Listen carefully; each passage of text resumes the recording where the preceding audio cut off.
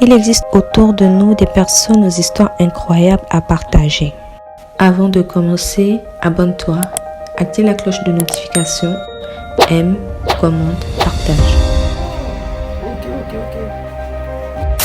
Vas-y, présente-toi. Toi, c'est qui? Tu veux quoi ce machine? Hein?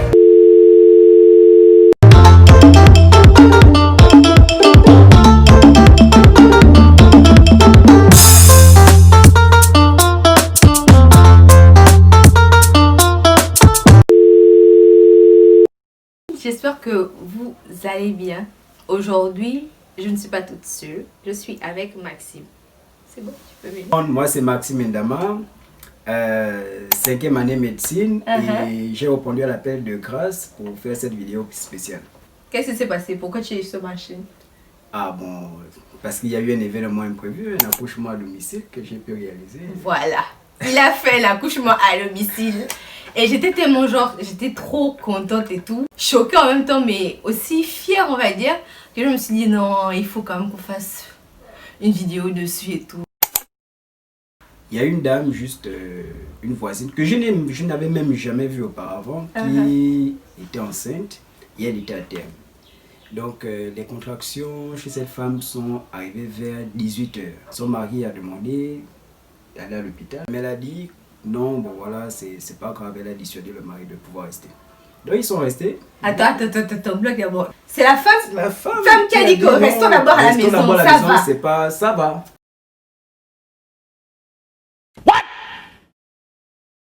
Ok. Donc ils sont restés à la maison. Pendant ce temps, moi je savais pas. Moi j'étais chez moi, je dormais. Et à 22 h, les contractions sont devenues intenses. Mais avec la situation de la pandémie du Covid-19, à partir de 18 h 30, 19 h, il n'y a plus de transport en commun, il n'y a plus de véhicules, tous ces autres. Donc de 22 h à 1 h du matin, il se mettait à chercher un véhicule pour pouvoir aller à l'hôpital. Mais rien, il n'a pas trouvé.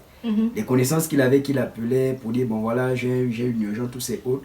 Tous disaient que je n'ai pas de laisser-passer pour pouvoir partir, tous ces autres. Voilà. Donc c'est à 1 h du matin qu'il rencontre mon oncle qui revenait de Saint-Crouve. Bon, il expose la situation à mon oncle et mon oncle lui dit ben moi j'ai mon neveu qui fait médecine, allons, on va aller. Genre sans te prévenir. Sans me prévenir. Pendant ce temps, moi je dormais. Hein. Pendant ce temps, je dormais. À 1 h du matin. Oh. Ils viennent à 1 h, on me réveille. Je me réveille. En fait, tu es dans les vapes, tu es encore dans le sommeil, tu ne réalises pas ce qui se passe. On me dit, bon voilà, il y a une femme qui est sur le point d'accoucher, on a besoin de ton aide. La seule chose que j'ai eu le temps de faire, c'est de rentrer, prendre mon matériel de stage, puis je suis parti. Quand j'arrive, je trouve la femme en bordure de route. Et même quand on partait, le mari, quand il m'a d'abord vu, la première impression, quand il m'a vu, quoi, c'est lui le médecin. Genre, le jeune homme là. Genre, il regarde mon oncle. C'est lui le médecin? Oui, mais en fait, il ne croyait pas quoi. Ils sont... Quoi? Après, quand tu es dans une situation d'urgence, tu n'as pas trop le choix. Donc, quand on monte, on rencontre sa soeur. Sa soeur parle en langue avec lui en demandant c'est qui le médecin. Il dit non, c'est lui. Quand elle regarde, elle aussi, elle est... Non. Je suis lui là, c'est lui le médecin. Non. Vraiment, là, peut-être, je sais pas trop, mais elle ne croyait pas. Et quand on voit la femme du monsieur, juste en bordure de route, là, sur au niveau du trottoir, assise, en train d'attendre, en espérant voir son mari venir avec un véhicule pour aller à l'hôpital, mais rien. On retourne, on repart à la maison. Premier accouchement seul. C'était mon 3e, seul. Tout seul? Tout seul. Pas seul, seul assisté quoi. C'est-à-dire, il y a des sages-femmes là, mais c'est moi qui pratique. D'accord, ok. Donc, aidé par les sages-femmes. Ok. Donc, j'avais déjà fait 2 accouchements aidés par les sages-femmes, mais dans ce contexte-là, c'est mon tout.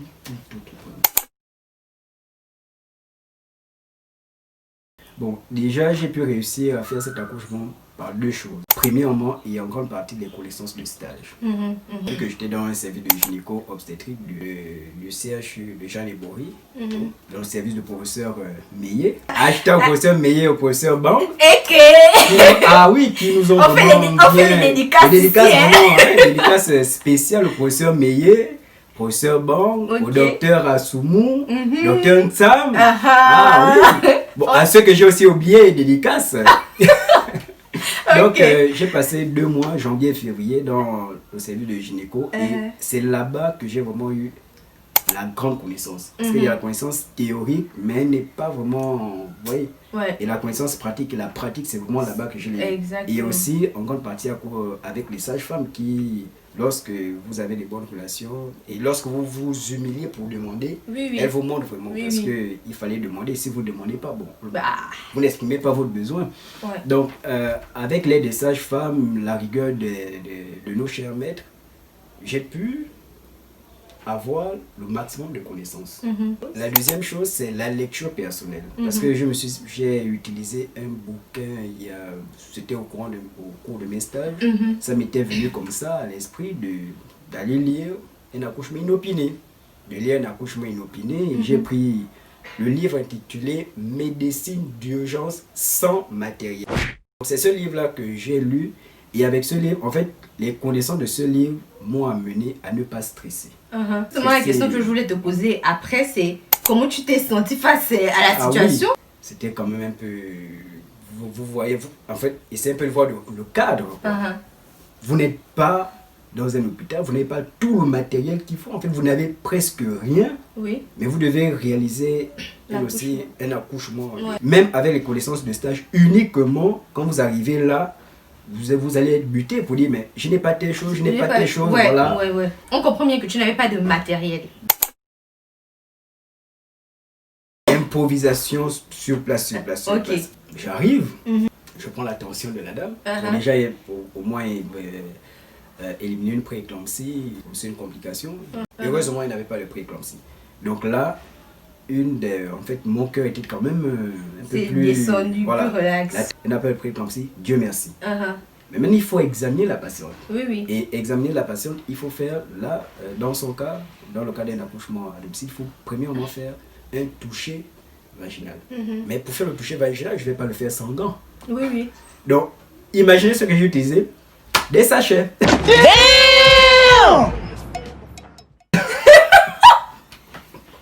Ah oui. Des sachets dans lesquels on met des gâteaux là. Oui. Les petits sachets. J'ai pris les petits sachets là, j'ai fait le toucher. Et quand je fais le toucher, cette dame elle était dilatée à 5 cm. Donc elle était déjà en phase active.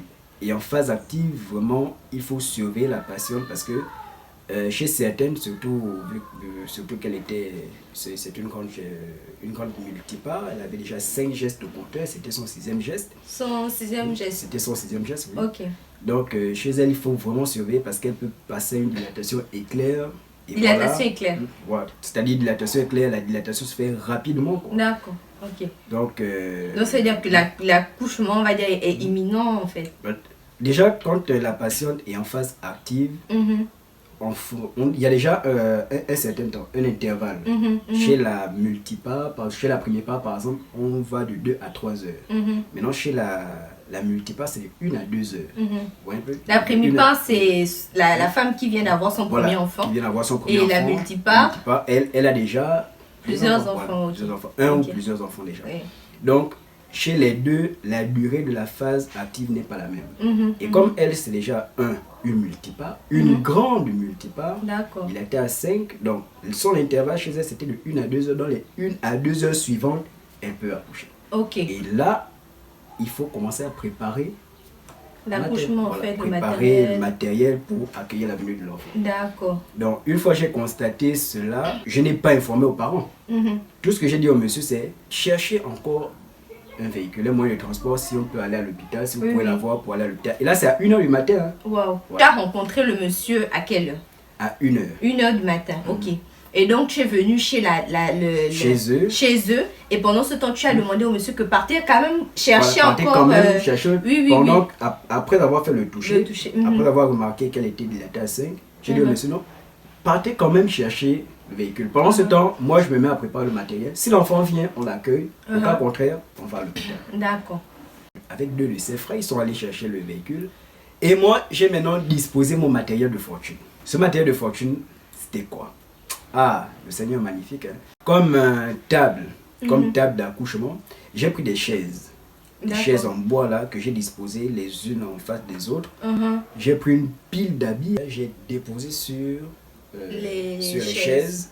Et j'ai pris balai sac poubelle là, que j'ai déposé dessus, donc qui va servir comme d'alaise. Voilà. Bon, ça c'était genre ma table gynécologique quoi. Ok, d'accord. Tu as fait toi-même ta table gynécologique. Créer une table gynécologique là, les habits juste pour qu'elles se sentent quand même un peu à l'aise. Ouais, à l'aise quand même, pour ne pas trop ressentir la douleur directement des chaises, parce que c'était les chaises. C'est dur, voilà, oui.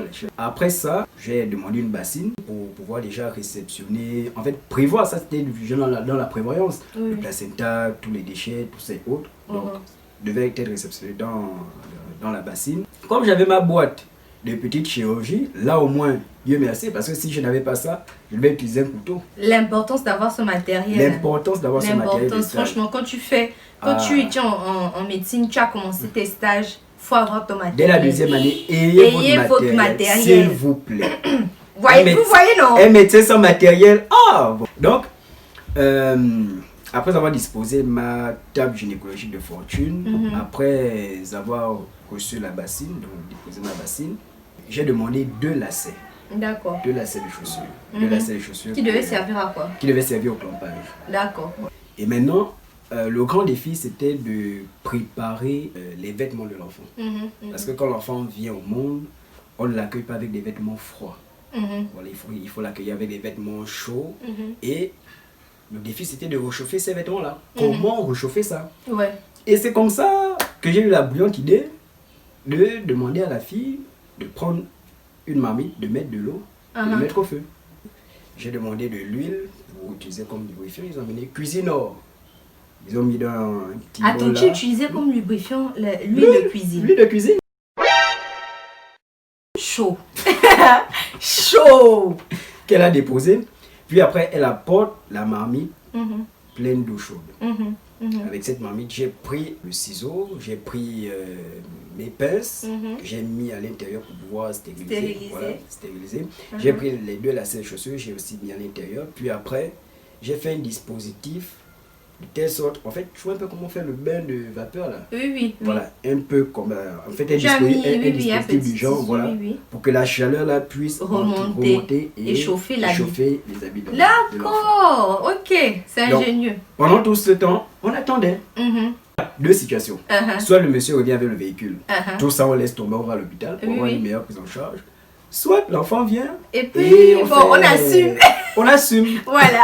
On a attendu de 1 heure, parce que tout ça c'est à 1 heure du matin que ça se passe. Donc de 1 heure du matin jusqu'à 3 heures. Wow. C'est à 3 heures que l'enfant vient au monde. Et j'étais seul, il n'y avait personne. C'est une maman qui a pris le courage. Bon, son courage pas pour venir faire les gestes que je faisais, mais son courage pour dire, bon voilà, maman donne-moi telle chose, voilà, donne-moi voilà, c'est une seule maman qui est venue me dire. Faire le reste là... Ils ont seulement dit que, oh, nous on enlève le corps. Et avant même que l'enfant ne vienne, avant l'accouchement, quand les gens, les voisins ont appris que, voici, il y a un docteur, eux ils ont appris qu'il y a un docteur qui est là, qui va faire l'accouchement de, comment elle se prénomme, Mirabelle, de Mirabelle à domicile. Quand ils viennent, ils regardent. C'est qui le docteur? On monte, il regarde.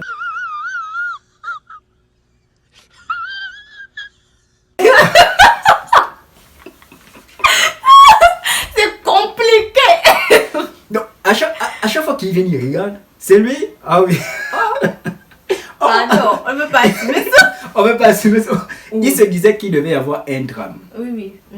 Et ça, moi-même, j'étais même conscient de ça, mais j'étais conscient qu'il pouvait avoir plusieurs situations. Après, j'ai fait une petite prière dans le cœur pour dire, ah Seigneur, tu vois, c'est pas que j'ai demandé, voilà, ou que j'ai fait exprès, voilà, que j'ai fait exprès. Mais là, c'est une question de vie, en fait. De mort, voilà, c'est une situation qui m'est tombée sur la tête comme ça, et je ne peux pas m'en sortir seul. Là, vraiment, j'ai besoin de ton aide. Pardon, il ne faudrait pas qu'il y ait de complications. Oui, parce que au toucher, c'était la présentation la plus basique. Mais il y a certaines choses qu'on ne voit pas à l'examen physique, mais qu'on peut voir par exemple à l'échographie. Par exemple, une circulaire du cordon, tous ces autres. Mais moi, je pourrais pas identifier que là, il y a une circulaire. Maintenant, s'il existe une circulaire... Au passage, circulaire du cordon, c'est quand le cordon ombilical est entouré autour du cou de l'enfant. Ou alors une procidence, c'est-à-dire lorsque l'enfant vient, mais c'est le cordon qui se présente d'abord avant. D'accord. Et là, quand l'enfant sort, il y a une compression là. Qu'est-ce que je pouvais prier le Seigneur simplement et dire, bon voilà. Mais il y avait, en fait, il y avait comme une assurance au fond de moi que non, bon voilà, tout, ça va bien se passer. Je ne sais pas si c'était le Seigneur qui me le disait ou si c'était, par exemple, je ne sais pas trop, mon minimum d'expérience. Mon minimum d'expérience, je ne sais pas trop ça, vraiment, je ne sais pas. Mais au fond de moi, je sentais que ça allait bien se passer. Elle m'a poussé, je viens, parce que quand l'enfant vient, pendant la sortie de l'enfant, il faut protéger le périnée. Donc protéger le périnée contre les déchirures, les éventuelles déchirures et autres. Et pour protéger le périnée, il faut exercer un contrepoids à la sortie de l'enfant. C'est-à-dire que l'enfant, lui, il vient avec une pression. La pression avec les contractions utérines. Mais vous, avec votre main, vous devez comme empêcher et pouvoir réguler, c'est-à-dire la pression au fur et à mesure. Réguler la sortie de l'enfant au fur et à mesure. Pas qu'il sorte voilà. Et d'où l'importance du lubrifiant, l'huile. Parce que normalement, on utilisait le lubrifiant comme pour lubrifier. Voilà. J'ai pris l'huile, cuisinant. Les cuisinants. En fait, allez, on va les jeunes cuisinants. à chaque fois que je vais en cuisine, par exemple, pour préparer, quand je prends le cuisinant, je regarde. Ah! Tu m'as beaucoup aidé, toi là. Toi, tu m'as beaucoup aidé. Donc, avec l'huile qui me servait de lubrifiant, on lubrifiait le périnée pour réguler la sortie de l'enfant. Et une fois la tête de l'enfant est sortie, le plus grand du travail est déjà fait. Là, il ne manque plus que faire sortir les épaules, voilà, et diriger maintenant la sortie. Attendre la rotation, bon, aider l'enfant à la rotation, ou alors vous pouvez attendre une main. Généralement, on aide l'enfant à la rotation et on dégage une épaule. Il faut une épaule et dégager, généralement l'épaule supérieure. Une fois elle est dégagée, l'enfant sort. L'épaule sur le ventre de la maman. Et là, rentre en jeu tout le matériel que j'ai mis pour stériliser. Voilà, pour stériliser. D'accord. Je prends ma pince que je clampe. J'avais deux pinces. J'ai clampé de part et d'autre. Et là, il y a une chose à retenir, c'est que lorsque l'accouchement se passe à l'hôpital, la distance de section du cordon n'est pas la même que lorsqu'elle se passe à domicile. Pourquoi? À l'hôpital, tout le matériel est stérilisé. Nous sommes sûrs que tout est là. On peut couper, on peut avoir 3-4 cm, on coupe.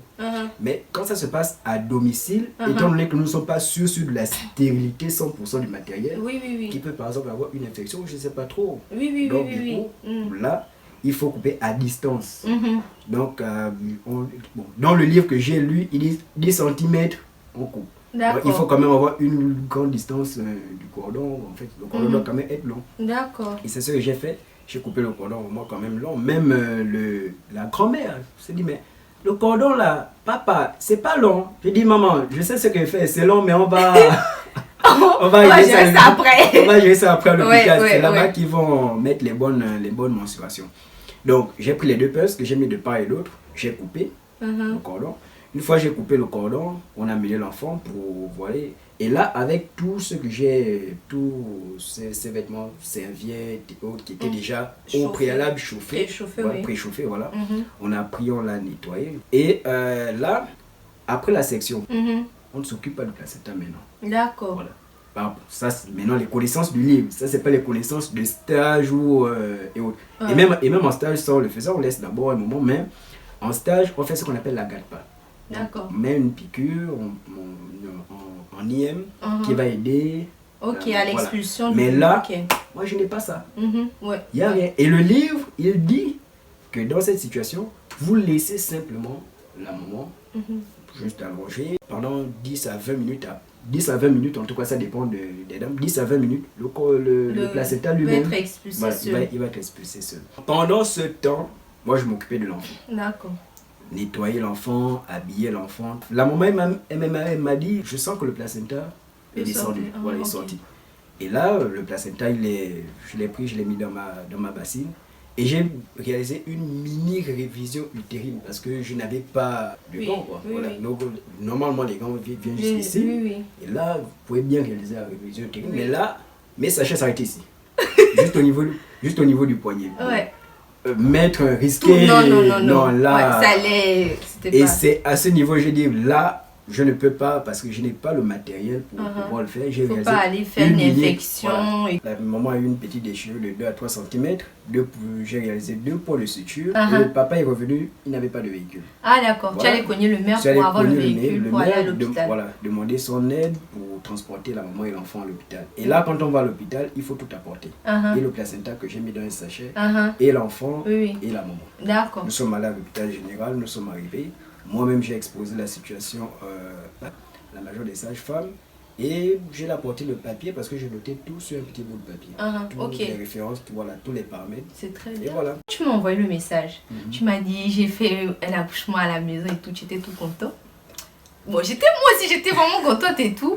Et puis après, tu m'as envoyé un second message où tu m'as dit que il y a des personnes qui ont mal pris ton histoire, que des gens ont cru que tu as fait exprès de faire accoucher la femme à la maison. C'était quoi en fait? Qu'est-ce qui s'est passé? De la même manière que j'étais annoncé. À mes proches, pas tout le monde criait sur toi, non. Il y a d'autres qui m'ont posé la question, pourquoi tu ne l'as pas emmené à l'hôpital? J'ai dit, ben, c'est une situation particulière et c'était pas comme si je ne voulais pas. Il n'y avait pas de véhicule pour l'emmener à l'hôpital. Pays en couvre-feu, 19 h, il n'y a plus rien. Plus de véhicules. Certains pensaient que je l'ai fait pour avoir de l'argent. Et je vais même, et là je profite même à le dire, jusqu'à présent, je n'ai même pas reçu 1 franc de ce monsieur. Mais je ne demande même pas 1 franc de ce monsieur. Parce que c'est pas quelque chose que j'ai fait pour l'argent. Pour l'argent voilà. J'ai trouvé une famille en détresse et je pouvais leur apporter mon aide. J'ai apporté mon aide. Voilà, bon. En fait, il y a des gens qui ont un peu des idées divergentes. Bon, moi, je ne les juge pas. Voilà, je comprends. Malheureusement, vous avez constaté que même quand tu veux faire du bien en fait à quelqu'un ou à des gens, mais tout le monde ne voit pas ça du même œil en fait. Il y en a qui pour eux, c'est pas normal ou je sais pas, où ils pensent forcément à l'argent, entre-temps, pas du tout quoi. Et c'est vrai que j'ai risqué parce que beaucoup m'ont dit, Maxime, tu as pris des risques. C'est vrai, j'ai couru un grand risque parce que si ça se passait mal, je ne sais pas. En fait, quand tout se passe bien, gloire à Dieu. Hein, vraiment. Mais si ça se passait mal, je ne sais pas trop, mais je n'avais pas le choix. Et je pense que si un autre étudiant était à ma place, un autre étudiant qui connaît des accouchements et autres, qui a les mêmes aptitudes que moi, s'il était à ma place, il aurait fait la même chose. Voilà, parce que... Bon, la situation était telle que... Voilà.